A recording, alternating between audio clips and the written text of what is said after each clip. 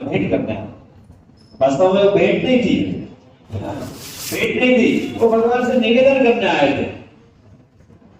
कृष्ण को निवेदन करने आए थे कि प्रभु बस हो गया, आपके इस धरती पर आने का प्रयोजन था वो सिद्ध हो गया।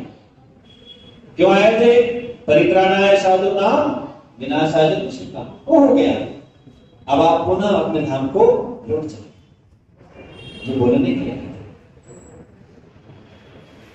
उसके बाद भगवान कृष्ण उद्धव गीता का वर्णन करते हैं कि उद्धव, मैं तुम्हें कुछ ज्ञान देना चाहता हूं। वो ज्ञान में उद्धव प्रश्न उत्तर के माध्यम से पूरी उद्धव गीता का वर्णन है। तो भगवत गीता जैसे 18 अध्याय में है, ऐसे ही 22 अध्याय में उद्धव गीता। अब इतना हमारे पास समय नहीं है।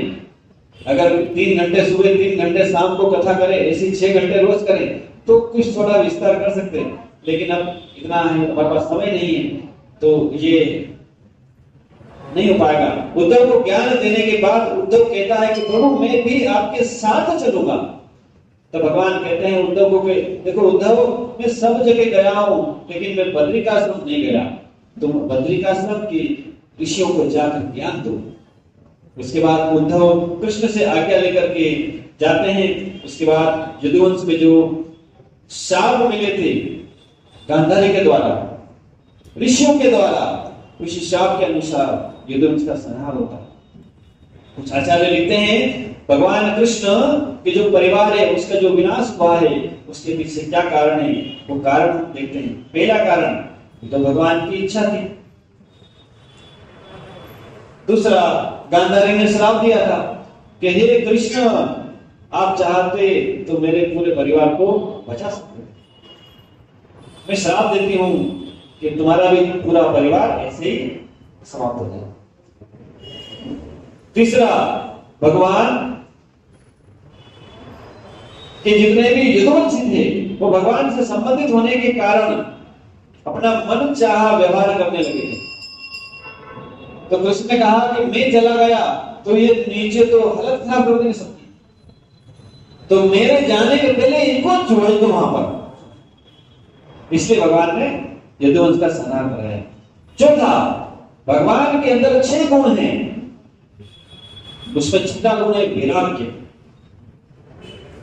धन, बल, यश, ज्ञान, ऐश्वर्य और वैराग्य। तो वैराग्य का प्रकट प्रस्तुत किया भगवान कृष्ण ने कि मैं अपने महाभारत के युद्ध में तो 18 दिन तक युद्ध करवाया और मेरे यदुवंश को मैंने 1 मिनट में समाप्त किया। 1 मिनट में खत्म पूरा यदुवंश, करोड़ों यादव समाप्त। उसके बाद एक और वर्णन है कि क्या हुआ कि श्री कृष्ण दिखाना चाहते थे कि यदि कोई ब्राह्मणों का, ऋषियों का अनादर करेगा तो मैं उसको कभी क्षमा नहीं करूंगा। उसके बाद यदुवंश, भगवान के जो जितने भी यादव थे ये सब भगवान के पार्षद, देवता, ये सब थे। कृष्ण कहते हैं कि कृष्ण कहते मैं चला गया तो ये लोग मेरे विरह को सहन न कर पाएंगे, इसलिए मैं मेरे से जाने के पहले मैं इनको वापस भेजना चाहता हूं। इसके बाद कहते हैं कि जो यदुवंश जितने भी थे यदुवंशी, कृष्ण ने कहा था कि जाओ जन्म लो। अब क्योंकि वो सब देवता थे, उनको वापस देवलोक लेके आना था, तो कृष्ण ने इसलिए वापस उनको पहुंचाया। उसमें क्या होता है, भगवान कृष्ण एक स्थान पर चतुर्भुज रूप में बैठ जाते हैं जब पूरा यदुवंश समाप्त होता है। उसके बाद भगवान को देखकर जरा नाम का व्याध आता है। वो समझता है कि कोई हिरण बैठा है। भगवान की चरण कमल को हिरण की आंख समझकर तीर मारता है, और वो तीर कौन सा होता है, वही मूसल का टुकड़ा बचा हुआ भगवान के चरण को स्पर्श करता है तीर, और वो देखता है अरे भाई ये क्या गलती हुई, तो भगवान वासुदेव तब आकर उनसे क्षमा मांगता है कि मुझे क्षमा कर दो, मेरा उद्देश्य आपको मारना नहीं। तो कृष्ण कहते हैं देखो तुम्हारा उद्देश्य ना हो ये तो सब मेरी इच्छा, अब तुम सीधे भगवत धाम जाओ। उस जरा को कहां भेज देते हैं, भगवत धाम। उसके बाद भगवान अपने विमान के साथ सीधे भगवत धाम पहुंच जाते हैं। तो यहां पर कुछ लोग कहते हैं कि कृष्ण की मृत्यु हुई, तो आचार्यगण कहते हैं कि कैसे मृत्यु हो सकती है। व्हाट्सएप पे बड़ा ज्ञान चलता है।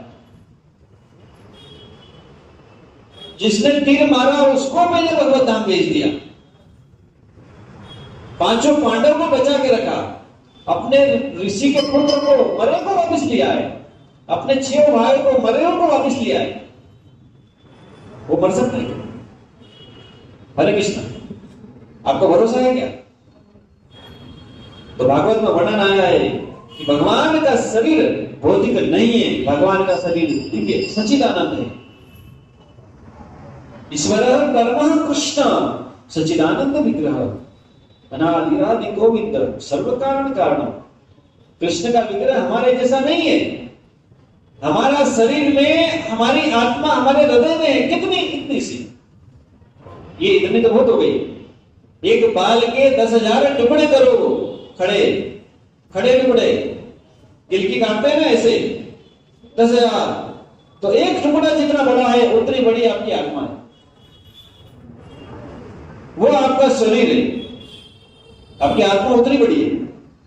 और जो बारीक से बारीक जानवर में भी उतनी ही आत्मा है, हाथी में भी वही आत्मा है। लेकिन कृष्ण के शरीर में पूरा शरीर ही आत्मा है, तो वो परमात्मा कहलाता है। इसलिए कृष्ण का शरीर सच्चिदानंद है, सच्चिदानंद रूप है। इसलिए श्रीमद् भागवत के महात्म का पहला श्लोक जो लोग भागवत कथा करते हैं, सुनाते हैं, सच्चिदानंद रूपाय विश्वोत्पत्ति आदि हेतुवे तापत्रय विनाशाय कृष्णाय वयम्, श्लोक आता है ना भागवत का। लोग बोलते हैं भागवत का पहला श्लोक है, ये पहला नहीं, वो महात्मा का पहला है। भागवत का तो जन्मादेश यंत्र वो पहला श्लोक है, पहले श्लोक। तो कृष्ण का रूप है सच्चिदानंद, सत है, चित है, आनंद है। इसलिए हमारे कुछ आचार्य कहते हैं कि इस दुनिया का एक भी व्यक्ति कोई भी ढूंढ लो, चाहे वो हिंदू हो, मुस्लिम, कोई भी धर्म का हो, भगवान को मानता हो न मानता हो, भक्त हो अभक्त हो, कोई भी हो, कृष्ण का भक्त है। कैसे? क्योंकि वो 3 चीज चाहता है। सत मतलब शाश्वत। कोई मरना चाहता है क्या? हर व्यक्ति जिंदा रहना चाहता है।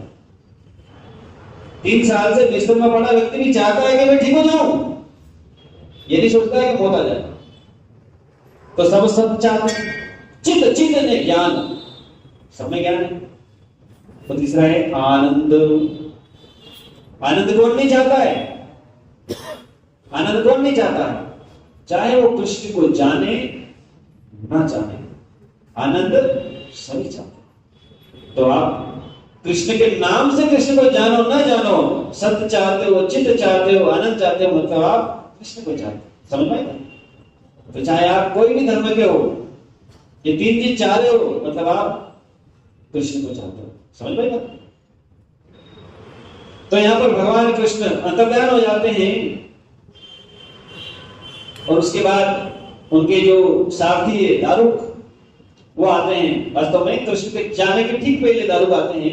तब कृष्ण उनको कहते हैं कि जाओ तुम सीधे द्वारका जाओ और उनको कहो पूरा यदुवंश समाप्त हो गया है, मेरे पिता माता सबसे कह देना कि अब वो मथुरा को चले जाएं, बद्रीनाथ को राजा बना दें और सब रानी वानी सब लेके मथुरा चले जाएं। अर्जुन को खबर करते हैं। अर्जुन कृष्ण की खबर जो दारुक लेके आते हैं, उस खबर को सुन के सबको बताते हैं। तो भगवान कृष्ण के विरह में सब अपने प्राण छोड़ देते हैं। अब अर्जुन कृष्ण की रानियों को लेकर साथ आ रहे होते हैं, तो रानियां भी अपना शरीर छोड़ देती। बाद में अर्जुन जाकर के वज्र को वहां कर राजा बनाते हैं। इसके बाद भगवान ब्रह्मा जी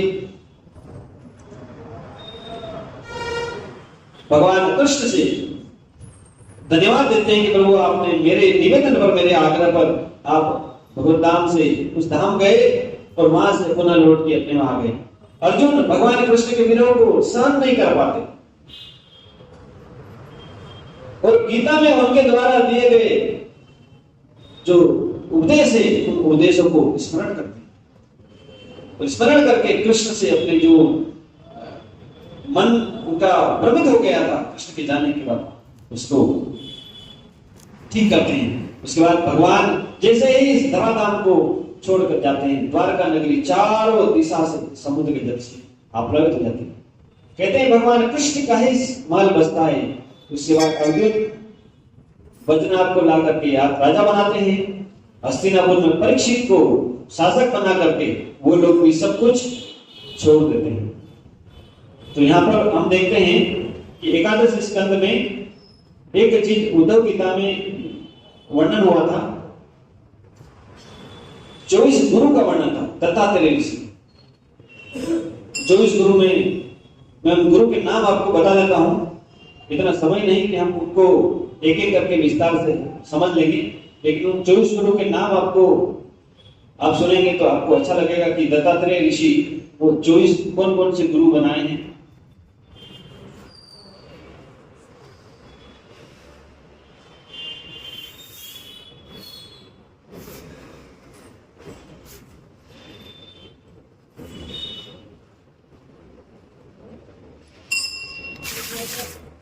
देखिए, दत्तात्रेय ऋषि से कोई पूछता है कि आप कितने गुरु हैं, तब वो बताते हैं कि मेरे एक नहीं, दो नहीं, कितने गुरु हैं?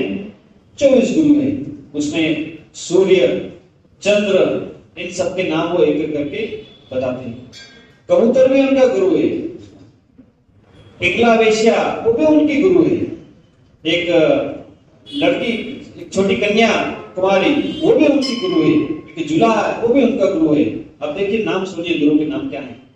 पृथ्वी, वायु, आकाश, जल, अग्नि, ये 5 तत्व है, 5 को भी गुरु माना है। चंद्रमा, सूर्य, कबूतर, अजगर, समुद्र, पतिंगा, मधुमक्खी, हाथी, मधुचोर, हिरण, मछली, पिंगला वेश्या, कुररी पक्षी, बालक, तरुणी, बाण बनाने वाला, सांप, बकरी और बर्रा, ये 24 के 24 मेरे गुरु हैं। इनसे ही मैंने सब कुछ आत्मज्ञान सीखा, ऐसा बताया है महाराज ययाति के पुत्र को। उसके बाद उन्होंने विस्तृत वर्णन भी किया था, लेकिन वो विस्तृत वर्णन करने का हमारे पास इतना समय नहीं है। आज हमारा श्रीमद् भागवत का अंतिम दिवस है, उसके बाद एकादश स्कंद हमारा समाप्त हो जाता है। एकादश स्कंद के बाद हम द्वादश स्कंद को आपको बताने का प्रयास करेंगे। तो द्वादश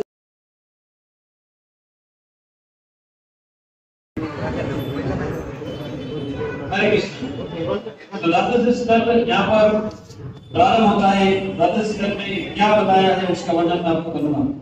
श्रीमद् भागवत का जो प्रथम स्कंद है वो तो भगवान के दाएं बाएं चरणों के समान है। हाँ यहीं पे रखो ताकि आड़ रहेगी। हरे कृष्ण प्रभु, ये ना वो डस्टबिन पे डलवा देना तो द्वादश स्कंद के प्रारंभ में जो वर्णन आता है वो किस प्रकार है आप सुनिए। 12वें स्कंद भगवान के शिष्य का प्रतिनिधित्व करता है, निरोध अथवा प्रलय के विषय का वर्णन करता है। 4 प्रकार के प्रलय होते हैं, नित्य प्रलय, नैमित्तिक प्रलय, प्राकृतिक प्रलय और आत्यंतिक प्रलय। तो श्रीमद् भागवत में भगवान श्री कृष्ण की गुणों की लीलाओं का वर्णन करने के बाद सुखदेव गोस्वामी इस कलयुग के पतित वंशों का वर्णन करते हैं। जितने भी पतित वंश थे उनका वर्णन किया जाता है। धरती पे कितने राजा आएंगे, कैसे राजा आएंगे, उनके कार्यों की भविष्यवाणी होती है। असहाय लोग कैसे कार्य करेंगे, कौन क्या क्या करेंगे, सबका वर्णन इसके अंदर आया है। कलयुग एक लोह का युग है। कलयुग किसका युग है? लोह का। कली मतलब कलयुग आप बोलते हैं ना, कलियुग, इसकी 2 तरह से परिभाषा दे सकते हैं। कली में कल कारखाने बोलते हैं ना, मशीनी युग तो दिख रहा है मशीनी युग है, ये तो कलयुग है। दूसरा ये कलह का युग है। यहाँ पे बात में क्या होती है? कलह होती है ना, नहीं होती, कलह का युग है। तो ये इस कलयुग का वर्णन इसमें इस प्रकार आया है। कलयुग में धर्म, आयु, शारीरिक बल और स्मृति घटती जाएगी।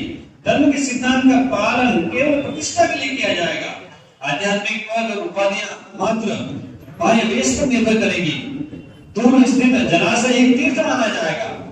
जीवन का उद्देश्य सिर्फ उदर का भरण ही माना जाएगा। धन का, जिसके पास धन है उसको अच्छा व्यक्ति माना जाएगा। व्यापार छल पर निर्भर करेगा। व्यक्ति जितना वाक्पटु होगा उतना चतुर कहलाएगा।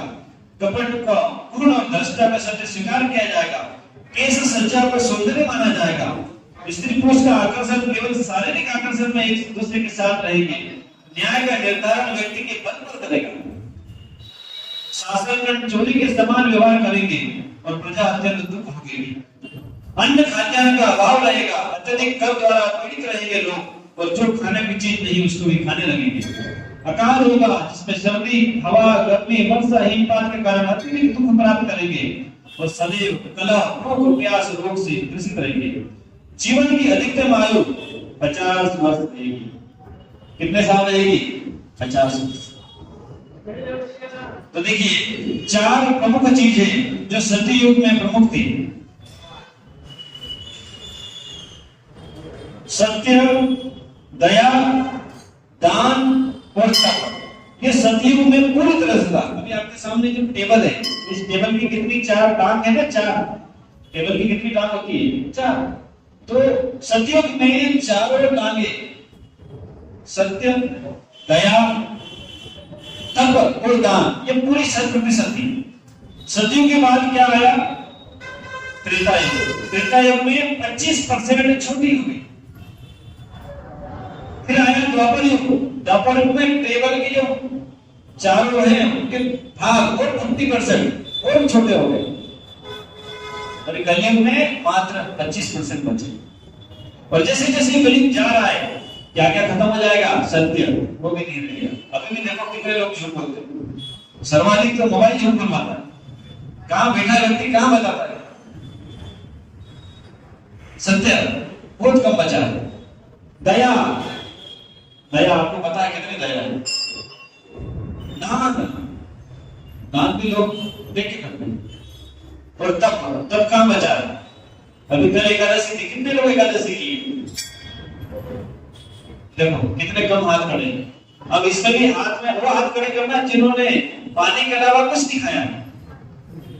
एकादशी में पानी के अलावा कुछ नहीं खाया। किसी का हाथ खड़ा नहीं।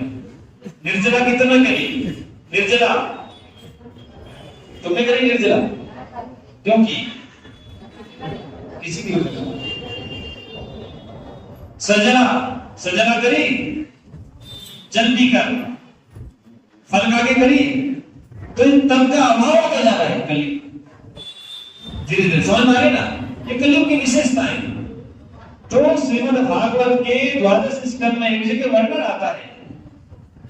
इस कलयुग में जो अलग अलग राजा होंगे, उन राजा में श्रीमद् भागवत में चाणक्य का वर्णन है। चाणक्य का नाम सुना है आपने?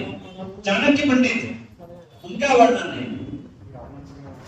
चंद्रगुप्त मौर्य आएंगे, उनका वर्णन है। ये सब कुछ भागवत में वर्णन दिया गया। उसके बाद श्रीमद् भागवत के 12 स्कंद में भूमि गीत का वर्णन है। जो जितने भी राजा होते हैं वो सब जो इस भूमि पर अपना अधिकार जताने के लिए आते हैं, तब भूमि एक गीत गाती है। भूमि बताती है कि जितने भी राजा आए और गए, आज कोई है? कितने महान महान राजा थे, विक्रमादित्य, चंद्रगुप्त मौर्य, कितने महान राजा थे, आज है क्या? नहीं। लेकिन भूमि पहले भी थी, आज भी। तो भूमि एक भूमि गीत गाती है जिसमें वो अपने खुद के बारे में बताती है कि ये कितने लोग आए राजा बनकर, लेकिन मैं वहीं की वहीं हूं। इसलिए जीवन का मूल उद्देश्य किसी का राज न करने के बजाय इस भगवान की भक्ति करना है। आगे जब वर्णन आता है इस कलयुग का, कि कलयुग कितना महान युग है। इस कलयुग में कहते हैं कलेर दोष निधेराजन अस्ति एको महान गुण कीर्तनादेव कृष्णस्य मुक्त संग परम व्रजेत। ये श्लोक को गांठ बांध कर रखो। श्रीमद् भागवत का 12 स्कंद का 3रे अध्याय का 51 नंबर का श्लोक है। कलेर, सुनना मेरी बात, कितना सुंदर सरल है। कलेर दोष निधेराजन, ये जो कलयुग है ये दोषों की निधि है। निधि मतलब सागर। ये कलयुग है ना, दोषों की निधि है। इतने दौर से पूरा सागर भरा है। कलेर दोष निधेराजन, आगे क्या है? अस्ति एक महान गुण। लेकिन फिर भी इतने दोष हैं, इतने दोष के बाद भी एक महान गुण है इस कलयुग में। तो हम लोग भाग्यशाली हैं कि कलयुग में कलेव दोष निधे राजन अस्ति एक महान गुण। क्या गुण है? कीर्तनादेव कृष्णस्य मुक्त संग परम व्रजेत। एक महान गुण है कि आप एकमात्र भगवान कृष्ण के नाम का कीर्तन करके इस कलयुग से उद्धार पा सकते हैं। कोई विशेष करने के 4 धाम नहीं जाना, कहीं नहीं जाना, एक काम बताया, कीर्तनादेव कृष्णस्य। किसका कीर्तन करना है? कृष्ण का। आपके घर भागवत हो तो कौन के पढ़ लेना, कलेव दोष निधे राजन अस्ति एक महान गुण कीर्तनादेव कृष्णस्य मुक्त संग परम व्रजेत। लिखा है ये राजन, ये कलियुग का दोषों का सागर है, फिर इस युग में एक अच्छा गुण है भगवान के नाम का कीर्तन। हरे कृष्ण कृष्ण कृष्ण हरे हरे, हरे राम राम राम।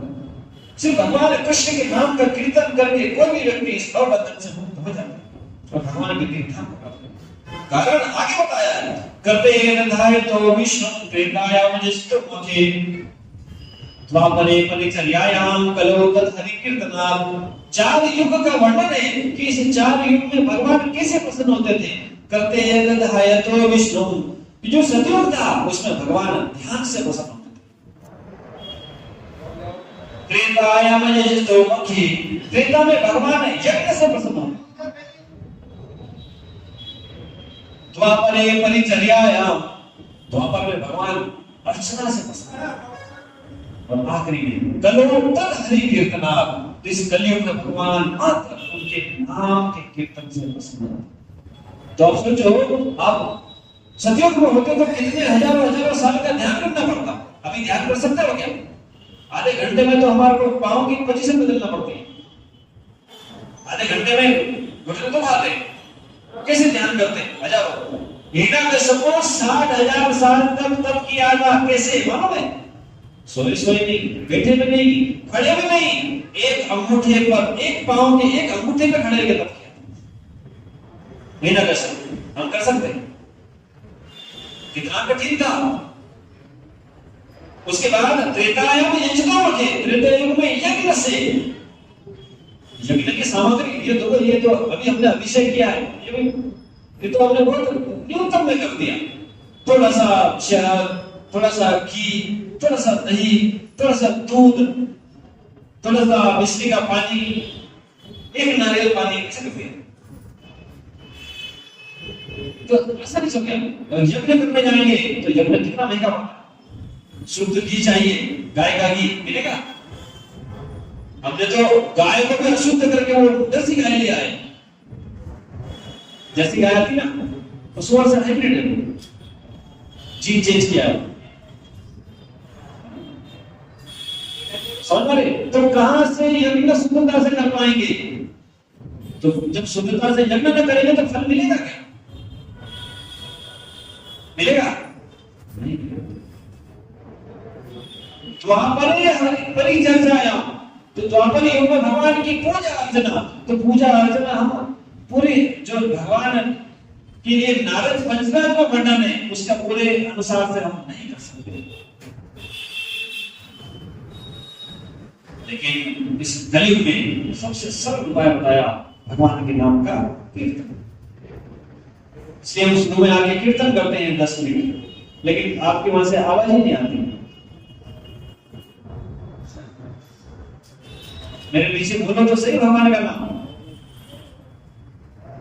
भगवान का नाम लेने में क्या दिक्कत है बताओ मुझे? कितने लोग लेना नहीं चाहते? लेना चाहते नहीं, लेना नहीं चाहते। गलत समझ गए। मेरे पीछे बोलिए, हरे कृष्ण कृष्ण कृष्ण हरे हरे, हरे राम राम राम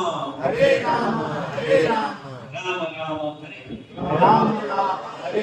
कोई कठिनाई आई बोलने में? कोई आपको लगा कि कठिन था? सरल है ना? आप सोचो, आप जहां बैठे हैं कृष्ण से एक कदम की दूरी आपकी कम हो गई, एक मंत्र बोलने से। तो जीवन का अंतिम लक्ष्य क्या है? जो पहले दिन कथा सुनने आया था आपको पता है परीक्षित महाराज श्राप पाने के बाद ब्राह्मणों से प्रश्न किए थे कि जीवन के हर क्षण हमारा लक्ष्य क्या है, और जिसकी मृत्यु निकट आई है वो मृत्यु के निकट में उस व्यक्ति का लक्ष्य क्या है। तो लक्ष्य यही है कि हर क्षण हम कृष्ण को याद करें। श्रीमद् भागवत के पूरे 12 स्कंद का जो निचोड़ है, एक ही निचोड़ है, हम भगवान को तीन चीज आई है इसमें, भक्ति, भागवत और भगवान। ये हमको भगवत धाम ले जा सकता है। इसलिए हमने हरे कृष्ण महामंत्र का उच्चारण किया। ऐसे शास्त्रों में वर्णन है, हुक्म करोति वाचालम, आप लोगों को वाचा होगा, बोलते होंगे, हुक्म करोति वाचालम पंगु लंघते गिरिं जित्कृपा तमं वन्दे परमानंद माधव। श्री राधा कृष्ण की जय, श्री प्रभुपाद की जय, गौर प्रेमानंदे हरि हरि।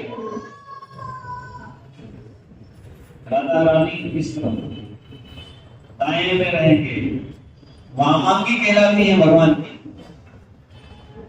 आपको भी आपके घर पे लड्डू गोपाल है ना, कितने साल पहले नहलाया था उनको, कैसे नहलाते हो, और बस है? और क्या करते, कभी दूध से नहलाया उनको, कितने ने नहलाया, गाय का दूध, गाय का दूध से नहलाया। हाँ, कृष्ण का नाम गोपाल है, भेषपाल नहीं। भगवान का नाम गोपाल है, गाय के दूध से ही अभिषेक करना चाहिए, भैंस के दूध से नहीं। तो जो पंचामृत कहते हैं, 5 चीज आती है, दूध गाय का, दही, शहद, घी और मिश्री यानी मीठा जल, ये 5 से भगवान को कभी कभी त्योहार में तो स्नान कराएगा। भगवान को 5 लीटर 10 लीटर नहीं चाहिए, थोड़ा थोड़ा थोड़ा। कृष्ण तो बिल्कुल बाल गोपाल है, वो तो आपके भाव के भूखे हैं, वस्तु के भूखे नहीं। 20 तो भगवान आपके भाव के भूखे हैं, वस्तु के भूखे। कृष्ण आपसे क्वालिटी मांगते हैं, क्वांटिटी नहीं मांगते। समझ आई बात? आप 10 किलो सड़े हुए आम लाके, सड़े हुए केले लाके भगवान को आप दे दो, वो काम नहीं। एक केला अच्छा लाके दिया, वो भगवान का भाव, भाव चाहिए, वस्तु नहीं चाहिए। इसलिए क्वालिटी नॉट क्वांटिटी। तो यहां पर इस श्लोक हम बना रहे, हुक्म करोति वाचालम पंगुम लंघते गिरिं यत्कृपा तमं वन्दे परमानंद माधव। हुक्म गूंगा बोलने लगता है जब कृष्ण कृपा करे। ध्रुव महाराज को जब भगवान प्रसन्न हो गए तो ध्रुव महाराज भगवान को देख करके बिल्कुल 5 साल का बालक क्या बोलेगा, कुछ नहीं बोल पाया। देखते रहे भगवान को, क्या बोलूं। भगवान ने जैसे उनके संग सिर पे छुआ, ध्रुव महाराज स्तुति करने लगे। तो ये कृष्ण की कृपा है। हुक्म करोति वाचालम पंगु लंघते गिरिं, लंगड़ा भी पर्वत पार कर जाता जब कृष्ण कृपा करते। आपका सामर्थ्य है क्या? आपका सामर्थ्य नहीं है, भगवान के द्वारा दिया सामर्थ्य सिद्ध किया है। श्रीमद् भागवत के प्रथम स्कंद में अर्जुन ने आके बोला अपने बड़े भाई को, बड़े भाई मैं तो समझा था कि गांडीव का बल मेरा बल, मैं कितना विश्व प्रसिद्ध धनुर्धर हूं, मेरे समान कोई धनुर्धर नहीं है। लेकिन क्या देखते हैं, एक साधारण सा व्यक्ति ने मुझे द्वारका से लौटते समय हरा दिया। इससे ये मुझे समझ में आता है कि जितनी शक्ति मुझ में थी, सामर्थ्य मुझ में था, मेरा नहीं था, दुष्ट के द्वारा दिया गया था। अगर कृष्ण चाहते हैं कि अपने को आवश्यकता नहीं है, उन्होंने सारा पावर खींच लिया। उदाहरण मैंने आपको समझाया था, पुलिस वाले जो अधिकारी होते हैं कितना पावर होता है, लेकिन रिटायरमेंट के बाद व्यक्ति तो वही है ना, पावर कहां गया? तो सरकार ने दिया था। ऐसे ही कृष्ण ने आपको किसी कार्य को करने की क्षमता दी है, तो खुद पे अहंकार न करें। कृष्ण को हाथ जोड़ के बोले प्रभु आपने दिया है, आपके लिए ही करना चाहता हूं। तो ये कृष्ण की कृपा है, लंगड़ा भी पर्वत पार कर जाता है। यद कृपा तमाम बदले परमानंद महात्मा। जब कोई कृष्ण किसी पे कृपा कर देते हैं तो ये सब काम करते हैं। तो यहाँ पर जो 2 श्लोक का वर्णन आया है बहुत महत्वपूर्ण, हमारे काम के 51 और 52 नंबर के उन्हीं गीत में आते हैं। उसके बाद 4 प्रकार के प्रलय का वर्णन है। 4 प्रकार के प्रलय होते हैं। एक प्रलय कहलाता है स्थायी, एक नैमित्तिक, एक प्राकृतिक और एक आत्यंतिक। ये 4 प्रकार के प्रलय होते हैं। 4 युग में हर 1000 चक्र ब्रह्मा का एक दिन होता है। हमने आपको ये भी बताया था, याद होगा किसी को? अभी कौन सा युग चल रहा है ये तो याद है? कौन सा चल रहा है? अरे वाह, बड़े राम तो क्या किए। अब उसके बाद कौन सा आएगा? कलयुग के बाद कौन सा आएगा? सतयुग। फिर सतयुग के बाद फिर त्रेता, फिर द्वापर, फिर कलयुग आ जाएगा। ऐसे इसको चक्र को बोलते हैं एक चतुर्युग। और ऐसे 1000 चक्र ब्रह्मा जी का एक दिन है और उतनी ही एक रात। और ऐसे ब्रह्मा जी का पूरा जीवन 100 साल का होता है। तो यहाँ पर वर्णन है कि ब्रह्मा का एक दिन एक कल्प कहलाता है। अरे हरे कृष्ण, सब कथा के बाद होगा, छोड़ो बैठ जाओ। ब्रह्मा का एक दिन एक कल्प कहलाता है और जो मनु की आयु मनमंत्र कहलाती है। ब्रह्मा की रात में उतनी इस अवधि की होती है, यह कहलाता है नैमित्तिक प्रलय। जब ब्रह्मा सोते, ब्रह्मा जी सोते तो प्रलय आता है, उसको नैमित्तिक प्रलय कहते हैं। उसके बाद आगे वर्णन है कि जब ब्रह्मा की आयु 100 वर्ष की पूर्ण हो जाती है, जब ब्रह्मा भी समाप्त हो जाते हैं, तब वो प्राकृतिक प्रलय कहलाता है। उसके बाद नए ब्रह्मा आते हैं। और जब मनुष्य, यहाँ पे आगे वर्णन है, उसके बाद जब मनुष्य वास्तव में भगवान को जान पाता है और एक समय में उसकी आत्मा भगवत नाम चली जाती है, तब वह आत्यंतिक प्रलय करता है। अब आप लोग हर शनिवार को तो कथा में आते नहीं है, तो हमारी बातें बहुत सारी आपको समझ में नहीं आएगी। आपको पता है एक व्यक्ति जब मरता है तो उसकी आत्मा दूसरे शरीर में चली जाती है। कितने लोगों को मालूम? सबको मालूम है? नहीं बताएगा। अगला जन्म हुआ ना, आत्मा अकेली नहीं जाती है, अकेली नहीं जाती, पूरा पैकेज साथ जाता है। आत्मा के साथ क्या क्या जुड़ा है मालूम है आपको? मन, बुद्धि, अहंकार, ये तीनों बिल्कुल चिपके हुए रहते हैं। आपके मरने पर शरीर जल जाता है, शरीर नष्ट हो जाता है, पर आत्मा उसके साथ 3 चीज जुड़ी रहती है, मन, बुद्धि, अहंकार, ये चिपकी रहती है। जब आप दूसरा जन्म लेते हो तो ये दूसरे जन्म में भी आपके साथ समझ में क्या क्या साथ रहेगा? मन, बुद्धि, अहंकार। लेकिन जन्म लेते लेते लेते एक दिन ये अवस्था आती है कि हम पूरी तरह से इच्छा शून्य हो जाते, तब भगवान हमको भगवत धाम बुला लेते, तब ये मन, बुद्धि, अहंकार ये भी खत्म हो जाता है, अकेली बचती है आत्मा, तब हम भगवत धाम जा सकते। वो प्रलय कहलाता है आत्यंतिक प्रलय। समझ में? इसको समझना है तो यूं समझ लो। हमने कल समझाया था कार्टून में, हमारे मोहल्ले में कहीं भी देख लो ढेर सारे कुत्ते देखे होंगे आपने, डॉग। कोई कुत्ता तो बड़ा शांत रहता है, काटता ही नहीं, और कोई तो देखते ही भिड़ जाता है। तो दोनों में अंतर क्यों है? आत्मा का अंतर है। और क्यों अंतर है? क्योंकि उसका मन, बुद्धि, अहंकार आक्रोशित है, उसका मन, बुद्धि, अहंकार शांत। तो जो व्यक्ति अभी मनुष्य बन के भयंकर झगड़ा हो रहे, अगर अगले जन्म में कुत्ता बना तो उसको समझ लेना कैसा कुत्ता होता है। समझ? तो कोई स्वभाव नहीं से लाया नहीं, पिछले जन्मों से लेके आया है ये मन, बुद्धि, अहंकार से। लेकिन ये स्वभाव लेके आप भगवत धाम नहीं जा सकते। तो जिस दिन आपने अपने स्वभाव के मन, बुद्धि, अहंकार को भी छोड़ दिया, उस दिन देखेंगे आपकी आत्मा बिल्कुल विशुद्ध हो जाएगी और भगवत धाम, भगवान के धाम पहुंच जाएगी। तो हमारे सबके जीवन का एक ही उद्देश्य है कि एक दिन इस शरीर से मुक्त हुए, साथ ही साथ मन, बुद्धि, अहंकार से हमको मुक्त होना है। वही वास्तव में मुक्ति है। मुक्ति चाहिए जिसको सबको विमुक्त जाना है। तो ऐसा संभव है क्या? जिस दिन आप इच्छा शून्य नहीं होंगे तब तक आपको मुक्ति नहीं मिल सकती। एक भी इच्छा रह गई कि गुलाब जामुन नहीं खाया, पूरा एक गुलाब जामुन के लिए जीवन भर फिर से आना पड़ेगा। और कर्म अच्छे नहीं होंगे ना, कर्म अच्छे नहीं होंगे ना, तो कोई जानवर बन के आओगे, किसी होटल, किसी रिसेप्शन का फेंका हुआ गुलाब जामुन खा लोगे।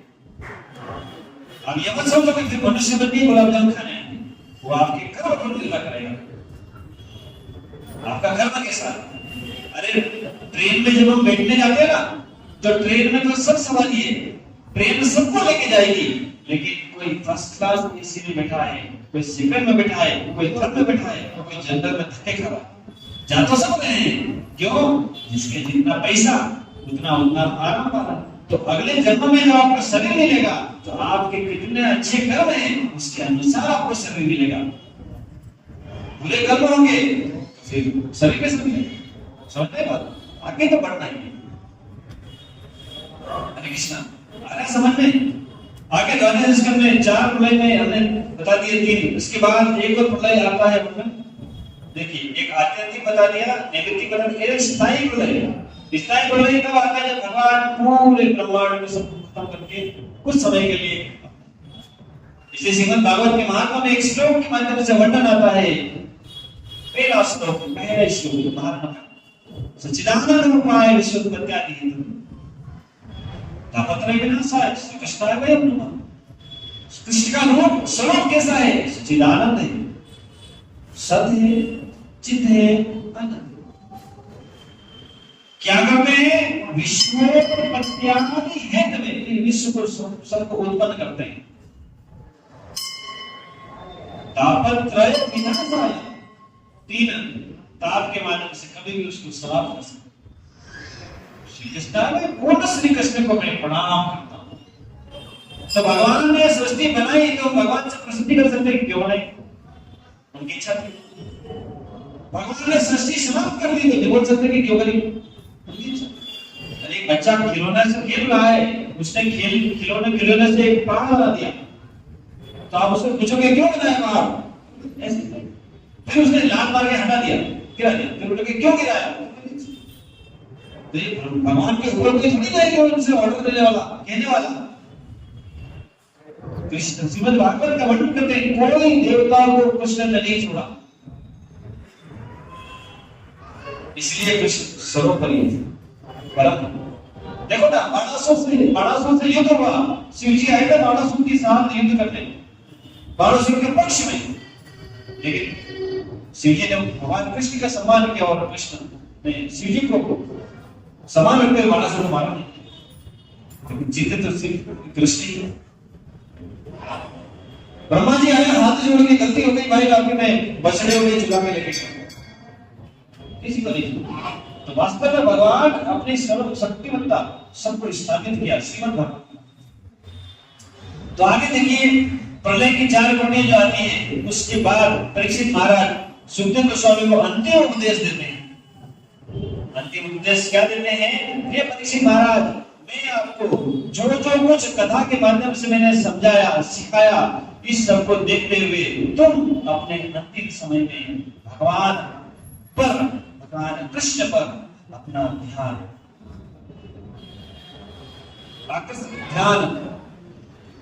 धर करके अपने शरीर को छोड़,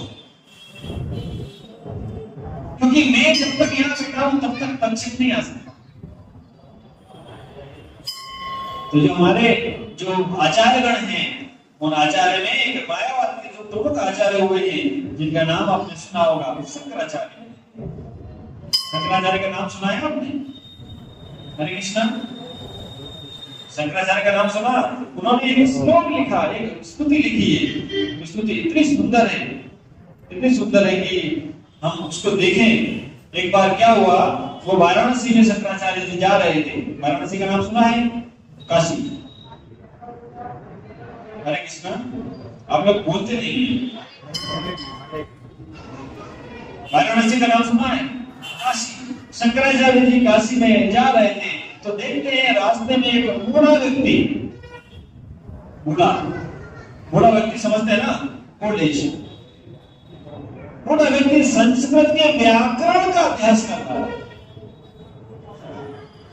क्या अभ्यास कर रहा है? संस्कृत की व्याकरण का, वो देख करके वो दुखी हो जाते हैं कि क्या करना। उसी समय तत्काल, क्योंकि भगवान शिव जी थे, वो शंकराचार्य को साधारण व्यक्ति होते, शिव जी स्वयं थे।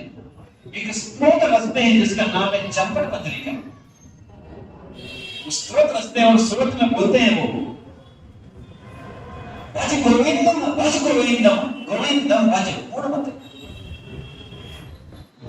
क्या स्तुति की, प्राप्ते सन्निहिते मरणे नहीं नहीं रक्षति डुमकन करने। अभी तो इतना आप समझते हो, भज भजन भक्ति करना, भजना। भज गोविंदम, किसकी भक्ति करना है, किसकी भक्ति करना, गोविंद की, कृष्ण की। भज गोविंदम भज गोविंदम गोविंदम भज पूर्णमते। अरे मूर्ख, गोविंद को भज। ये तेरा संस्कृत व्याकरण का अभ्यास मृत्यु का समय तेरी रक्षा नहीं कर सकेगा। कौन कह रहा है, किसको कह रहे हैं, वो वृद्ध व्यक्ति को जो प्रैक्टिस कर रहा है, किसकी। तो उसको कहा तो हम ये बोलेंगे कि भाई हम तुमने कहा गया, आगे बोलोगे शंकराचार्य ने हम तुमने कहा गया, लेकिन उनको कहा तो हम भी तो समझ सकते हैं। क्या करें, मृत्यु के समय एकमात्र आपको रक्षा करने में समर्थ सक्षम एक ही व्यक्ति है, वो है कृष्ण। उसने शंकराचार्य खुद कहे भज गोविंदम भज गोविंदम गोविंदम भज पूर्णमते। आपको मृत्यु के समय ये कोई भी रक्षा नहीं कर सकता। इतना बड़ा मतलब श्लोक में ऐसे ऐसे श्लोक लिखे कि बच्चे थे तो हम खेलने में व्यस्त रहे, शुभ अवस्था में स्त्री में आसक्त हो गए, वृद्धावस्था में चिंता में आसक्त। वचन तो किया ही नहीं, बूढ़े हो जाते ना तो चिंता ही लगी रहती है, इसका क्या होगा उसका क्या होगा, जीवन भर में नहीं किया मेरे को यही परिणाम मिला। अरे कहाँ चक्कर में पड़े हो, चक्कर में मत पड़ो। जो गया ना, भागवत श्रवण करते तो 3 चीज मिलती है, भूतकाल का शोक मिटता है, वर्तमान का मोह मिटता है, भविष्य का डर मिटता है। तो भागवत सुन के हम अपने शरीर को ध्यान और बुद्धि से जब अलग होते हैं तो डर खत्म हो जाता है। तो शंकराचार्य जी लिखते हैं पुनरपि जननम पुनरपि मरणम, पुनरपि जननी जठरे शयनम यो संसारे खलु दुस्तारे कृपया पारे पाहि। पुनरपि जननम मतलब बार बार जन्म लेना, बार बार मरना। अच्छी बात है, अच्छी बात। जन्म मृत्यु जरा व्याधि के चक्र से मुक्त होना है। मुक्त आपको कोई नहीं कर सकता है मुकुंद के अलावा, ये याद रखना। तो मुकुंद कैसे मुक्त करेंगे, उनका नाम लेकर। भगवान की भक्ति बहुत सरल है, किसके लिए, जो करना चाहता है, और बहुत कठिन है जो करना नहीं चाहता।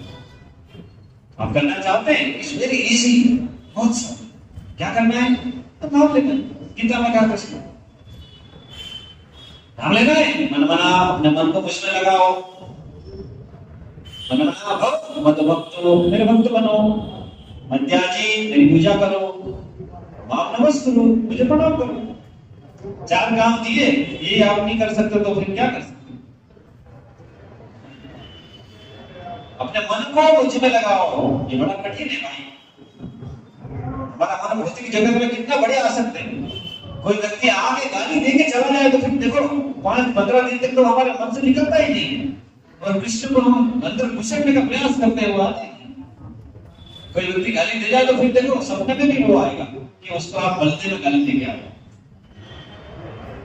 ये मन बहुत, लेकिन इसको मन को नियंत्रित करना है, वो नियंत्रित बुद्धि के माध्यम से। ये शास्त्र सुनने से होगा, शास्त्र पढ़ने से। कथा तो आप कहीं सुन ली होगी आपने कथा, लेकिन कथा सुन के अगर आप में बदलाव नहीं आए क्या काम है। ब्यूटी पार्लर जाओ और जैसे घुसे थे हजारों रुपए घर में रुपए वापस में से कैसे बाहर आए, तो क्या काम, गए थे क्यों अंदर,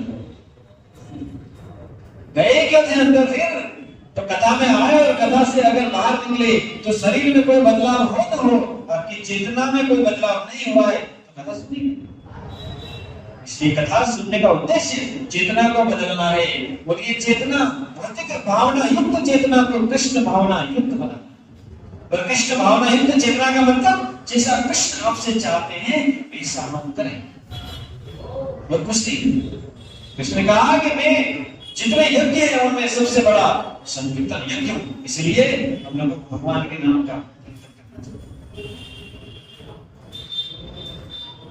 ऐसा वो आगे शंकराचार्य जी कहते क्या बढ़िया लिखा कि व्रतो याति गृहीत्वा दंडम तथापि न मुच्यते आशा पिंडम भज गोविंदम गोविंदम भज।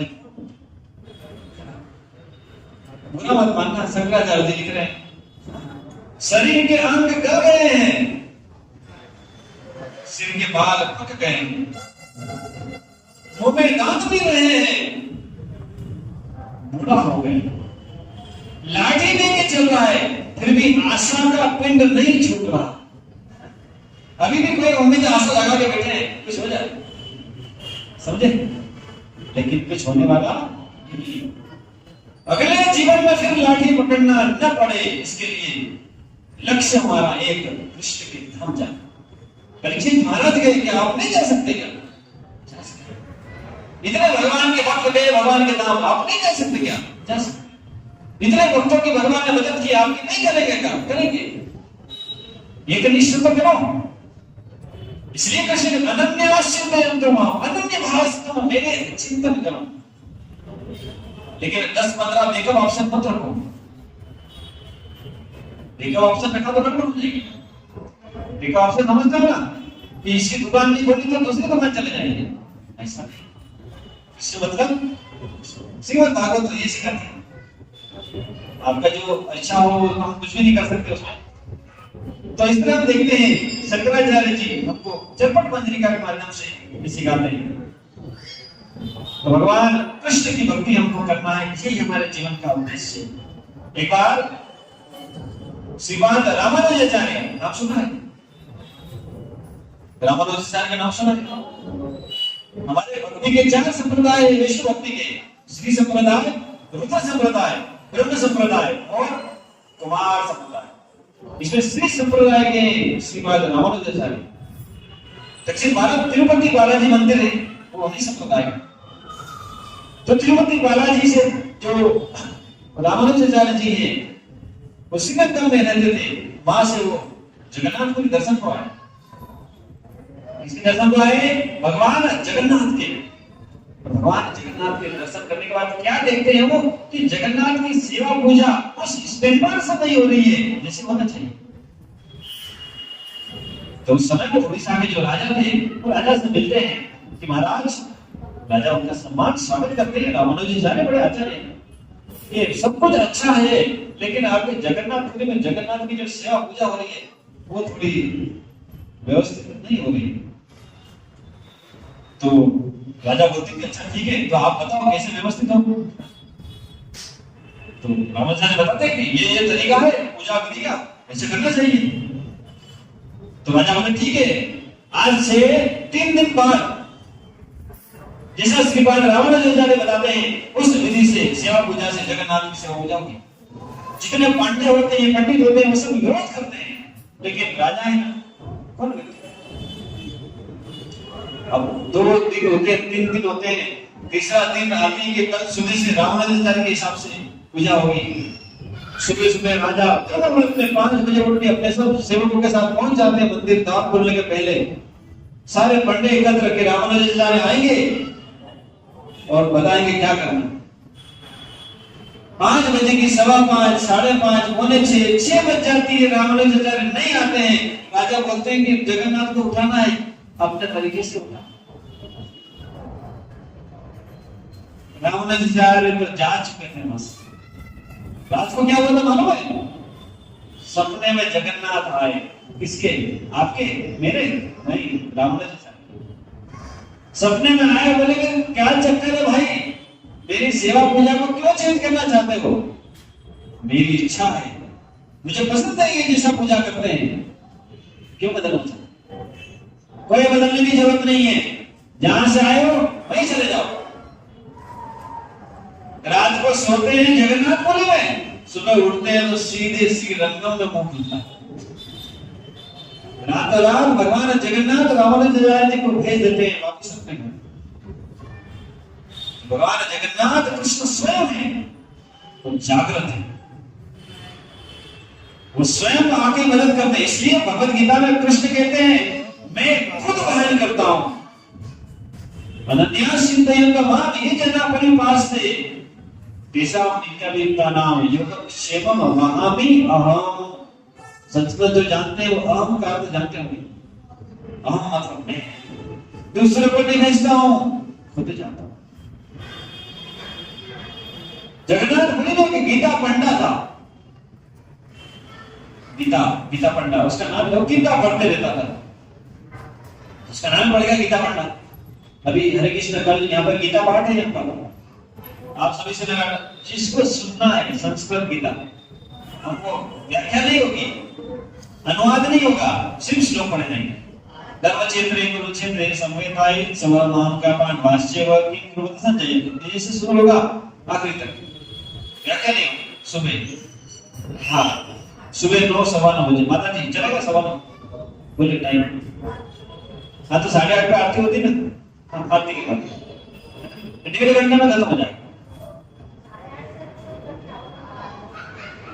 नहीं तो दूसरा कोई मेरे साथ नहीं कर पाएगा, वो तो मैं खींच दूंगा, मुझे 1 घंटा 30 मिनट लगता है। ठीक है, जो सुनना चाहता है गीता का पाठ वो आ सकता है 8:30, हाँ 8:30 9 के आसपास प्रारंभ करेंगे।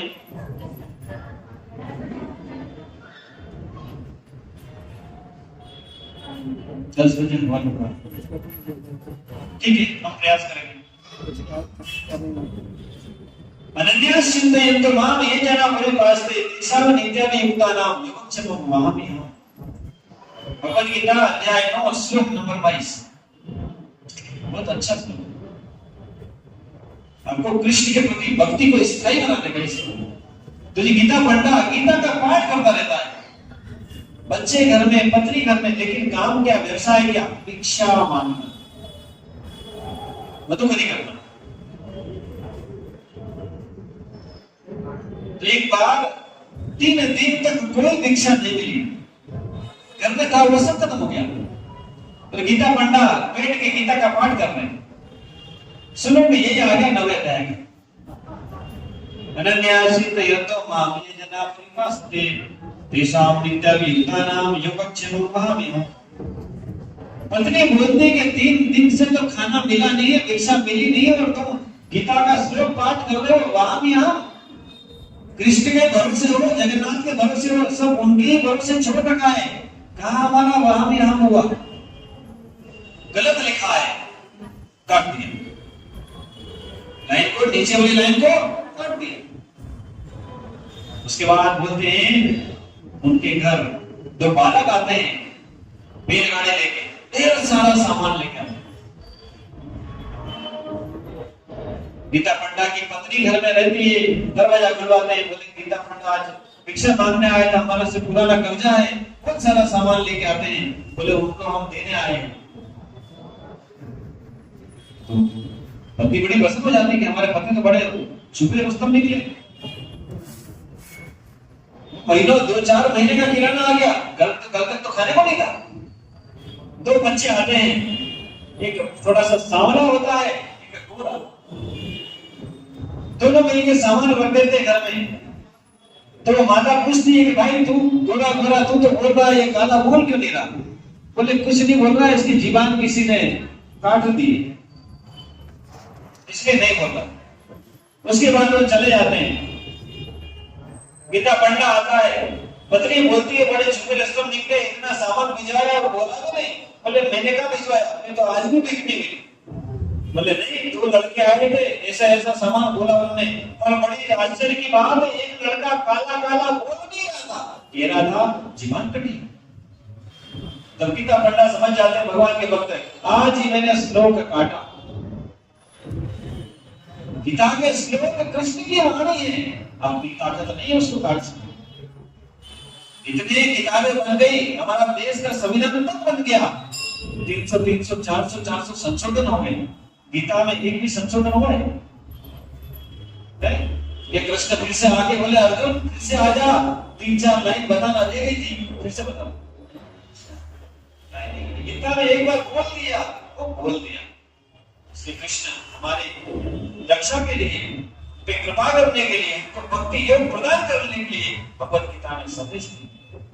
उसके बाद परीक्षित महाराज सुखदेव गोस्वामी को अंतिम संदेश देने के बाद उठ के जाते हैं। परीक्षित महाराज को जैसे ही जाते हैं सब मिलके उनको दंडवत प्रणाम करते हैं। जिधर से आए थे उधर को लौट गए।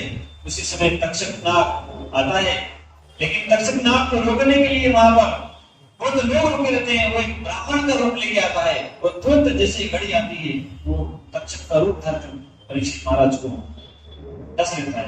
परीक्षित महाराज का जैसे निधन होता है, लेकिन क्योंकि परीक्षित महाराज श्रीमद् भागवत का उसी प्रकार श्रवण किए थे जिस प्रकार के उनको कोई और दुनिया से मतलब ही नहीं था। कुछ खाया था क्या, कुछ पिया था क्या, कितने दिन से सोए थे क्या, नहीं। हमको तो कथा में बैठते ही नींद आ जाती। कितने लोगों को नींद नहीं आती? उसका कारण है कथा में नींद क्यों आती।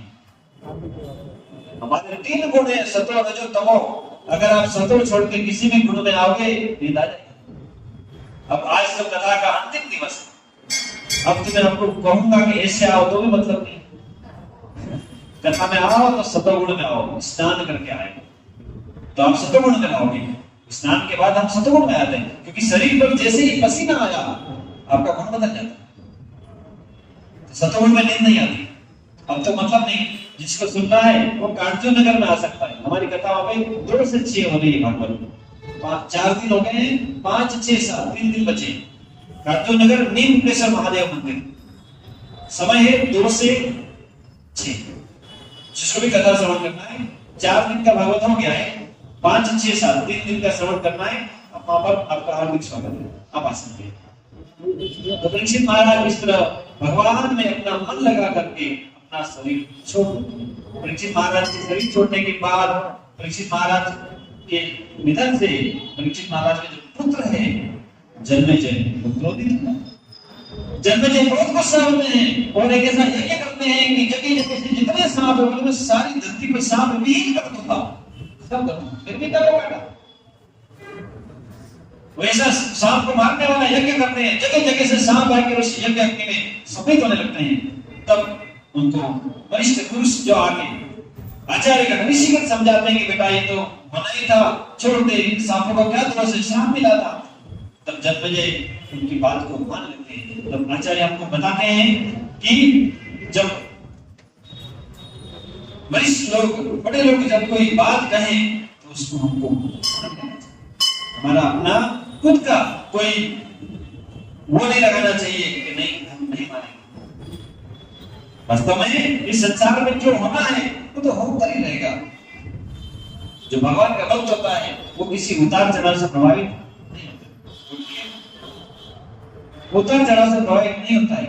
उसके बाद यहाँ बताता है कई बार महान आत्माएं भी भावनाओं में बह जाती है, किंतु वो बताए जाने पर नम्रता पूर्वक अपना दोष स्वीकार करते हैं, उन्हें सुधारते हैं और फिर से गलती नहीं करते हैं। तो उसके बाद हम देखते हैं जन्मेजय अपने यज्ञ को रोक देता है। उसके बाद भगवान कृष्ण का वेदों की दिव्य वाणी से वर्णन आता है। इसके बाद मार्कंडेय पुराण में मार्कंडेय ऋषि ने जो वर्णन किया है वो भागवत में आता है कि कैसे उन्होंने भगवान से निवेदन किया, इच्छा करी कि भगवान मैं प्रलय देखना चाहता हूं। तो बोलते हैं मार्कंडेय ऋषि अपने आश्रम में खड़े ही थे कि अचानक सब तरफ से पानी आने लगा और पूरे पानी में डूब गए और पूरे पानी में प्रलय के जल में डूब गए। और क्या देखते हैं कि पूरे ब्रह्मांड कहीं कुछ नहीं है। एक जगह एक द्वीप है, उस द्वीप पर एक वट का वृक्ष है और वहां के एक पत्ते पर एक बच्चा लेटा है और अपने अंगूठे को चूस रहा है। वो भगवान स्वयं कृष्ण, उनको देख करके वो हाथ जोड़ने लगते हैं, आश्चर्य करते हैं कि इतने समय ये बच्चा पत्ते पे कैसे लेटा।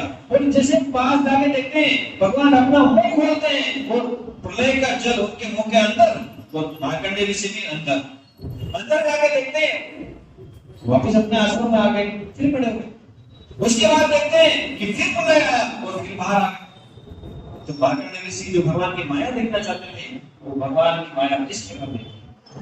उसके बाद भगवान शिव जी मार्कंडेय ऋषि पर प्रसन्न होते हैं और वो उनको उपदेश देते हैं। इसलिए आचार्य बताते हैं कि माया के कार्यों की देखने की जिज्ञासा हम लोग कई बार करते हैं कि माया दिखे, लेकिन वो माया को पाप युक्त कार्यों में ही लगा देगी। इसलिए कई बार भौतिक स्तर पर छोटी छोटी इच्छाएं दिखने जो हमारे जीवन में अनेक कष्टों को जन्म दे सकती है। इसलिए हमारे जीवन का एकमात्र उद्देश्य होना चाहिए कि हम अपने काम को करते हुए साथ में कृष्ण भक्ति को नहीं करें। अर्जुन ने कहा था युद्ध नहीं करूंगा, तो कृष्ण ने नहीं कहा अच्छी बात है युद्ध मत कर, भाग जा। नहीं, युद्ध भी कर, मेरी भक्ति भी कर। इसलिए कृष्ण भगवत गीता में एक श्लोक है, क्या कहा? तस्मात् सर्वेषु कालेषु माम अनुस्मर युद्ध च। मतलब हर समय हर काल क्या कर? तस्मात् सर्वेषु कालेषु माम मेरा अनुस्मर याद कर। और क्या कर? युद्ध च मतलब भी युद्ध भी कर। ऐसा नहीं कि याद करेगा तो युद्ध नहीं करेगा, मैं तो भक्ति करूंगा घर के काम नहीं करूंगा, ऐसा थोड़ी होता है। भक्ति करूंगा आलू लाके नहीं दूंगा, घर वाले गुस्सा हो जाएंगे। भक्ति भी करो, रोक कौन रहा है? अपने काम के साथ करो, समय आपको निकालना पड़ेगा। हमने किसी ने कहा कि भगवान कथा में आओ, तो बोले फुर्सत थोड़ी है क्या, ऊपरी लोगों का काम। तो आप आके बैठे हैं, आप फुर्सत में हो क्या? समय निकालना। कथा में आने का समय नहीं, अभी किसी के विवाह का मेरी इन्विटेशन हो, गिरते पड़ते रेनकोट ऑटो रिक्शा टोटो सब लेके जाएंगे, जाना जरूरी है, ये तो गुस्सा हो जाएगा। मेरे घर के कार्यक्रम में नहीं आएगा, तो ये तो कृष्ण की कथा है, कृष्ण का कार्यक्रम हमारा तो। लेकिन किसी के प्रति कोई सिंसियर सीरियस नहीं, समझ में आ रहा? भगवान के प्रति सिंसियर हो जाओ। कृष्ण ने तो कह दिया समोहम सर्वभूतेषु, मैं तो सबके लिए बराबर हूं, लेकिन जो मुझे अधिक प्रेम करेगा मैं उसको अधिक प्रेम करूंगा। तो अब देख लो आपको किस श्रेणी में आना, अधिक प्रेम वाले कि कम प्रेम वाले?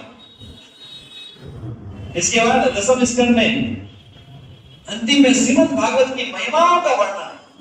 भागवत की क्या क्या महिमा है वो सुनकर के हम भागवत की कथा को हम विराम देंगे। यहाँ पर जो प्रीति माता जी ने जो हमको सेवा का अवसर दिया, उनके निवेदन अनुरोध पर हमने भगवान की कथा बोलने का प्रयास किया। वास्तव में भगवान की कथा बोलने की हिम्मत किसी में नहीं है, हमें भी नहीं है। ये तो कृष्ण जो बोलवाना चाहे वो बोलवाते हैं, हमें कोई सामर्थ्य नहीं। कृष्ण का नाम भगवत गीता में ऋषिकेश कहा गया है, इंद्रियों की स्वामी। वो जिसको जितना शक्ति देंगे उतना वो। तो हम भी कथा सुनाए, हम में कोई सामर्थ्य नहीं बोलने का, कृष्ण ही हमारे अंदर आके आपको कथा सुनाने का प्रयास। तो भागवत की महिमा का वर्णन इसमें होता है। कृष्ण गोस्वामी भागवत के सारे 12 स्कंद में जितने विषय बताए सबका वर्णन करते हैं और कहते हैं भगवान श्री कृष्ण की भक्ति योग के माध्यम से ही सबसे श्रेष्ठ है। उसके बाद सभी को प्रणाम करते हैं। यहाँ पर देखिए एक वस्तु भाई जो मैं आपको एकादश स्कंद से बताना चाहता हूँ कि भगवान के 8 प्रकार के विग्रह होते हैं। आपको पता है? आपके पास अगर भागवत हो तो एकादश स्कंद खोलना, उसमें भगवान उद्धव को उद्धव गीता जो सुनाते हैं उसमें भक्ति योग का वर्णन करते हैं। भक्ति योग में बताते हैं कि कैसे भगवान की पूजा की जाए। देव जो होता ना, देव पूजा विषय पूरे नियम बताए हैं। उसमें लिखा शरीरालो महिलो लेख्याले क्या जैसे गति मनोमयी मणिमयी प्रतिमावस्त्य विदास्वता। 8 प्रकार के भगवान के विग्रह होते हैं, आप याद कर लेना। 8 प्रकार के विग्रह माइंड में बिठाओ। पहला भगवान पत्थर के हो सकते हैं, आपके सामने खड़े है कि नहीं है? संगमरमर क्या है? पत्थर। ये मैं नहीं कह रहा हूं, कृष्ण ने उद्धव गीता में उद्धव को सुना। काष्ठ लकड़ी, तो भगवान जगन्नाथ किसके हैं? वो क्या 2 नंबर। तीसरा धातु है ना, ये देखो ये राधा कृष्ण पीतल, इसको सकते हैं। चौथा मिट्टी की मूर्ति बना सकते हैं, है ना? राजा ने तो तुमने भगवान विष्णु का विग्रह मिट्टी से बनाया, मिट्टी के विग्रह हो सकते हैं। पांचवा चित्र, कितने साल लगे हमारे राधा मदन मोहन उज्जैन मंदिर के चित्र, ये भगवान से बने। उसके अंदर बालू ने रेत के भी हम बना सकते हैं। उसके बाद रत्न के भी बना सकते हैं। और आखिरी मन, आप भगवान का स्वरूप मन में भी धारण कर सकते हैं भगवान से, और उनके स्वरूप को मन में देख करके पूजा करके आपको पूजा का फल मिलेगा।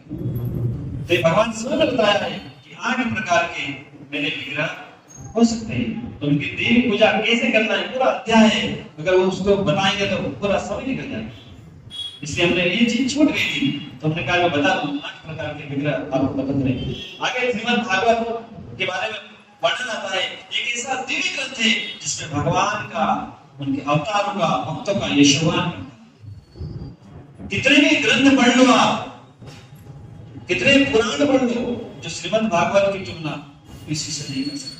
इसमें वर्णन है कि एक और अन्य ग्रंथ भगवान का सतत कीर्तन नहीं करते, जबकि श्रीमद् भागवत प्रथम स्कंद से लेकर अंतिम स्कंद तक भगवान का कीर्तन करता है।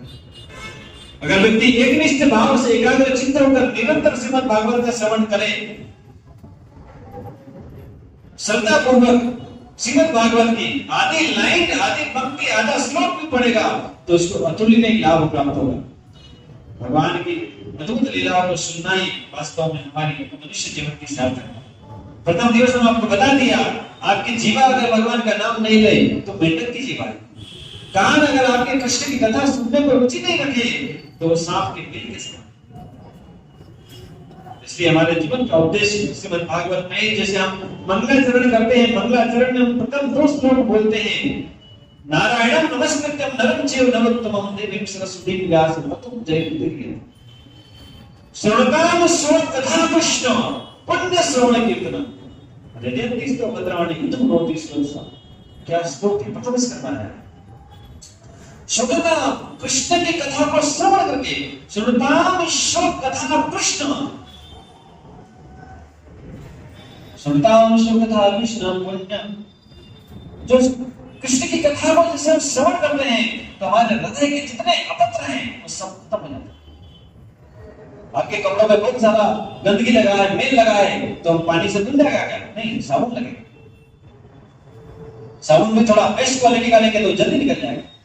तो कृष्ण कथा वही साबुन है जो आपके हृदय के जितने अपत्र हैं वो साफ। श्रद्धां शब्दा कृष्ण पुण्य और क्या?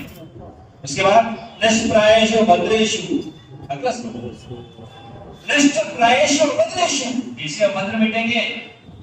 नित्यम भागवत सेवया, 7 दिन की भागवत सुनने से नहीं मिटेंगे, रोज सुनना। भागवत यानी भगवान की कथा, कोई भी कथा सुन सकते हैं। आपके घर में कोई भी भगवान से संबंधित कोई ग्रंथ लाकर रोज पढ़ सकते हैं। भागवत में वर्णन है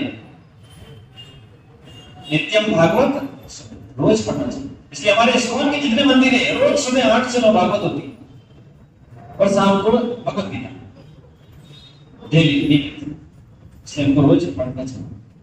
तो श्रीमद् भागवत में आगे आचार्य लिखते हैं, जब व्यक्ति भगवान के विषय में श्रवण अथवा उनका गुणगान करता है तो भगवान उसके हृदय में उसके समस्त कल्मश को नष्ट कर देते हैं।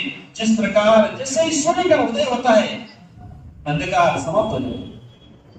अंधेरे को भगाने का जरूरत है क्या कि भाई यहां सुबह हो गई, सोता ही चला जाता है।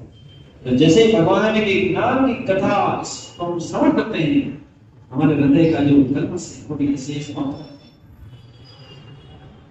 भगवान के यश का वर्णन करने वाला वचन आकर्षक, तृप्त, सुखवादी मन के लिए एक अंतहीन उत्सव के समान है। केवल भगवान की कथाओं महिमाओं का श्रवण सुनकर ही व्यक्ति उनके चरण कमलों का स्मरण कर सकता है, और जो स्मरण आपको जीवन के समस्त मंगल को नष्ट करता है।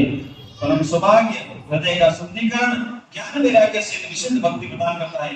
इसे भगवान श्री कृष्ण ने ब्रह्मा से लेकर के नारद, व्यास, शुक्र, परीक्षित जैसे शुद्ध भक्तों की परंपरा के माध्यम से हमको बताया है कैसे भगवान की भक्ति करके हम अपना उद्धार कर सकते हैं। तो जब भी भगवान का कोई शुद्ध भक्त श्रीमद् भागवत की महिमा का गान करते हैं तो श्री कृष्ण ही उनके हृदय को परिवर्तन करने के लिए, समस्त सांसारिक कष्टों को मुक्त करने के लिए उसके माध्यम से बोलते हैं। फिर से सुनो क्या बोल रहा हूं। जब भी शुद्ध भक्त श्रीमद् भागवत का महिमा गान करते हैं, वस्तुतः श्री कृष्ण ही हमारा हृदय परिवर्तन करने तथा हमें समस्त सांसारिक कष्टों से मुक्त करने के लिए उसके माध्यम से बोलते हैं। हम तो कोई शुद्ध भक्त है नहीं, लेकिन फिर भी हम आपको बोल रहे हैं, जो भी हमने बोला वो हमारा कुछ नहीं है, श्री प्रभुपाद के द्वारा दी गई शिक्षाओं के अनुसार हमने आपको बोलने का प्रयास किया। भागवतम बार बार भगवान श्री हरि की अमृतमय लीलाओं की प्रति रुचि जगाने के लिए, इस भौतिक जीवन से विरक्त होने के लिए प्रेरित करती है। भगवान श्री कृष्ण के प्रति अनन्य भक्ति सिद्ध करना है हमारे जीवन का उद्देश्य है। हम पहले आपको बता चुके, भगवान की कथा सुनते हैं तो हमारे जीवन में 5 बदलाव आते हैं। आप भगवान की कथा 7 दिन से सुने तो कथा सुनने के 5 बदलाव आते हैं। हम कई बार शनिवार की कथा में बता चुके हैं। पहला क्या होता है, कथा सुनने की अरुचि रुचि में बदल जाती है। अरुचि होती ना, अरे नहीं सुनना, क्या करना, ये तो फोकट लोगों का काम है। हमको कितना काम है देखो, और क्या काम कर रहा है, 2 बत्ती जाके खड़ा रहेगा, ये काम। किसी दुकान पे जाके बैठ जाएगा, ये काम। कहीं से गप्पे मारेंगे, ये काम। वो मथुर काम। तो भगवान की कथा सुनने में अगर आपको अरुचि है, बैठ जाओ। अरे छोटा बच्चा स्कूल में पहली बार भर्ती कराते हैं ना, बस में बैठने में नहीं डरता, रोता है, अंदर रोता है, नहीं जाऊंगा। ऑटो में नहीं बैठता स्कूल के, लेकिन उसको ले लेता है वो महीना भर, 1-8 महीना देख लेता है कि मैं रो या कुछ भी करूं, ये तो भेज के मानते हैं। फिर वो मानोगे, पहले उसको अरुचि होती है, बाद में वो रुचि हो जाती है। जैसे भगवान की कथा है, शुरू लगेगा कर क्या बकवास कर रहे हैं, इनके पास कोई काम नहीं है, तो ये बोले जा रहे और लोगों को सबको मूर्ख बना रहे। जब धीरे धीरे कथा सुनने बैठते हैं तो धीरे धीरे कथा में मन लगता है। वास्तव में कृष्ण ही आपको आनंद दे सकते हैं, दुनिया की कोई चीज आपको आनंद नहीं दे सकती। समझ पाए? कथा सुनने का प्रथम परिणाम, द्वितीय परिणाम है हमारे जीवन में सत्वगुण बढ़ता है। तृतीय परिणाम है हमारे जीवन में भौतिक आसक्ति धीरे धीरे कम होती है। चौथा परिणाम है भगवान की भक्ति में हमारा मन लगता है। 5वां अंतिम परिणाम, भगवान के जो भक्त लोग होते हैं उनको हम सम्मान करें। भक्ति करने से हमारा चेतना बदलती है, हम ऐसे ही विनम्र हो जाते हैं। चेहरे पर मुस्कुराहट आती है, बड़े से बड़े नुकसान होने पर भी हम प्रभावित कम होते हैं। श्री श्री राधा कृष्ण की, श्री श्री सीता राम लक्ष्मण हनुमान जी की, सत्यनारायण भगवान की, गोपाल की, तो हम बस 5 मिनट में हम आज की कथा को हम विराम देंगे। तो भगवान कृष्ण की भक्ति करना है हमारे इस जीवन का उद्देश्य। शुद्ध गोस्वामी श्रीमद् भागवत को सभी पुराणों में श्रेष्ठ पुराण घोषित करते हैं। अन्य पुराण तो केवल महत्वपूर्ण प्रतीत होते हैं, लेकिन जब तक हम श्रीमद् भागवत का श्रवण नहीं करते तब तक हमारा सारा श्रवण व्यर्थ है। एक श्रीमद् भागवत एक अमर पुराण है और ये सब वैष्णव को परम प्रिय है। गोस्वामी कहते हैं भगवान श्री कृष्ण, श्री व्यास देव, सुखदेव गोस्वामी सभी को एक एक करके नमन करके जन्म जन्मांतर तक भगवान के चरण कमलों में विशुद्ध भक्ति की याचना करते हैं और अपनी कथा को विश्राम देते हुए कहते हैं कि भगवान श्री कृष्ण के पवित्र नामों का संकीर्तन समस्त पाप को नष्ट करता है और उन्हें प्रणाम करने से व्यक्ति समस्त भौतिक कष्टों से, भगवान को प्रणाम करने का फल है। तो आज हम श्रीमद् भागवत की कथा को विराम देने से पहले आपको अंतिम श्लोक पढ़ के बताएंगे। आप भी हमारे पीछे वो श्लोक को पढ़ें ताकि हम श्रीमद् भागवत को यहाँ पर विराम दे सकें। 12वें स्कंद का अंतिम श्लोक, क्या मतलब कितने अद्भुत अद्भुत श्लोक है। मेरे को तो लगता है कि एक पूरे श्लोक सारे पढ़ के सुना दूं आपको। देखिए क्या श्लोक लिखा है, वैष्णवानाम यथासंभव, शिव जी की उपमा करिए। ये श्लोक थोड़ा सुनेंगे आप। निम्नगानाम यथा गंगा, देवानाम अच्युतो यथा, वैष्णवानाम यथा शंभो, पुराणाम इदं तथा। निम्नगानाम यथा गंगा, जैसे ऊपर से नीचे बहने वाली नदियों में सबसे श्रेष्ठ गंगा है ना। देवानाम अच्युतो यथा, जितना भी दे रहे हैं उनमें अच्युत, अच्युत में कृष्ण सबसे श्रेष्ठ। अच्युत का मतलब जानते हैं आप, जो अपने स्थान से कभी नीचे नहीं गिरता। कृष्ण चाहे अर्जुन का रथ चलाए तो भी श्रेष्ठ, कृष्ण चाहे युद्ध छोड़ के भाग जाए तो भी रण छोड़े, उनके स्थान से वो नीचे नहीं गिरते, इसलिए भगवान का नाम है अच्युत। इसका नाम यथासंभव, तो जो भगवान विष्णु के भक्त हैं, जो भगवान विष्णु को मानते हैं, जो भगवान विष्णु की मानते हैं, वो वैष्णव कहलाते हैं। और जितने वैष्णव है उन सब वैष्णव में श्रेष्ठ है भगवान शिव। शंभु, शंभु उन्हीं का नाम है ना। वैष्णवानाम यथासंभव पुराणाम इदं तत्, और सारे पुराणों में सबसे श्रेष्ठ श्रीमद् भागवत पुराण। ये भागवत में श्लोक अध्याय स्कंद 12 अध्याय 13 श्लोक नंबर 16। इसके बाद अंतिम श्लोक के पहले दो आखिरी श्लोक में आपको पढ़ सुनाऊंगा, आप सुनिए। भवे भवे अथा भक्ति पादयोस्तो जायते तथा कुरुष देवेश नातस्त्वं नो यतः प्रभो। हे ईशोकेश, हे स्वामी, आप हमें जन्म जन्मांतर तक अपने चरण कमलों की शुद्ध भक्ति का वर दो। हम भगवान कृष्ण से प्रार्थना करते हैं, हमको एक जन्म नहीं चाहिए, जन्म जन्म।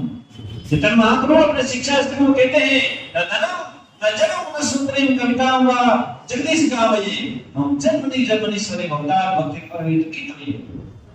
क्या चाहा है, हम जो चाहते हैं उनके लिए सबको न कहा है।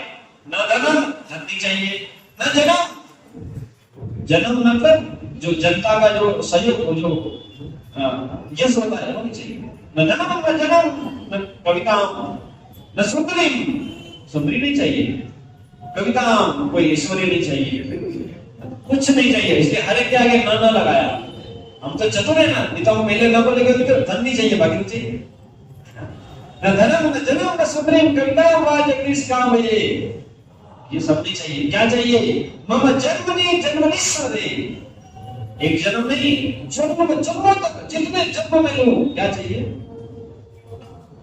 जन्म जन्मेश्वरी भक्ताद भक्तिर अहेतुकी तोई। कृष्ण, हमको आपकी भक्ति चाहिए, कैसी, अहेतु की, बिना मतलब की। अहेतुकी का मतलब जानते हैं, कुछ नहीं चाहिए बदले में।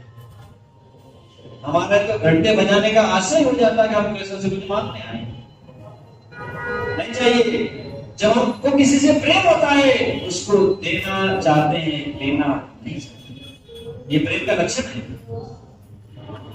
अब जब किसी से प्रेम करते हैं ना, माँ अपने पुत्र से प्रेम करती है, छोटे लाला से, बालक से, बदले में चाहती है कि ये कुछ करे मेरे लिए, ये प्रेम का मतलब है। प्रेम मतलब बदले में कुछ नहीं चाहिए। आखिरी श्लोक अब हम पढ़ते हैं। नाम संकीर्तनम यस्य सर्व पाप प्रणाशनम प्रणामो दुःख समनस्तम नमामि हरि परम। मैं उन भगवान हरि को सादर नमस्कार करता हूँ जिनके पवित्र नामों का सामूहिक कीर्तन हमारे सारे पापों को नष्ट करता है, और जिनको नमस्कार करने से हमको सारे भौतिक कष्टों से छुटकारा मिल जाता है। इस तरह श्रीमद् भागवत का जो 12वें स्कंद का अंतिम श्लोक जब समाप्त हो, इस तरह श्रीमद् भागवत के इस जो 7 दिन का हमने जो माता जी ने प्रण लिया था, वो भागवतम यहाँ पर हम विराम देते हैं। कथा समाप्त होती नहीं है, उनका विराम होता है। आपको कथा सुनना है, अच्छा लगा, अच्छी लगी तो आप कल कार्जुन नगर नीम विघ्नेश्वर महादेव मंदिर पर दोपहर 2 से 6 में आ सकते हैं। कथा का 5वां देश में शिव प्रपात की हरे कृष्ण। तो माता जी का